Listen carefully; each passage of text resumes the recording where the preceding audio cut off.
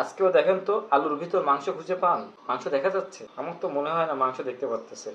খালা যখন মাংস রান্না করে তো আলুই দেখতে পারবেন, মাংস দেখতে পারবেন না। আছে আজকে পেঁপে ভাজি আর মাংস রান্না।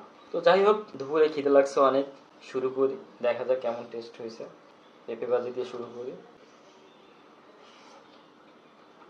পেঁপে ভাজিটা খুব দারুণ হয়েছে, আমার পেঁপে ভাজি ভালোই লাগে। নিয়ম অনুযায়ী হলে সকালে বেশি খাইতে হবে, দুপুরে মিডিয়াম, রাতে একবারই কম।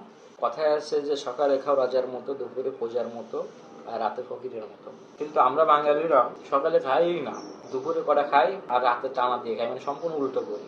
খাওয়ার সময় বেশি কথা বলতে হয় না। তেজপাতা তো আমি কিনলাম না, তেজপাতা আসলো কই থেকে? মানে আলু দিয়ে মাংস রান্না করে নাকি মাংস দিয়ে আলু রান্না করে, শুধু টেস্ট হয় খালা। 10x স্পিডে খাওয়া হবে, কোনো কথা হবে না, ঠিক আছে? খাওয়া শুরু।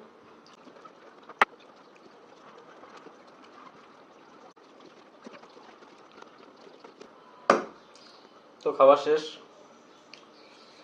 আবারও রাতে দেখা হবে, রাতের একটা মিল নিয়ে। তো সবাইকে বাই বাই, শুভ দুপুর।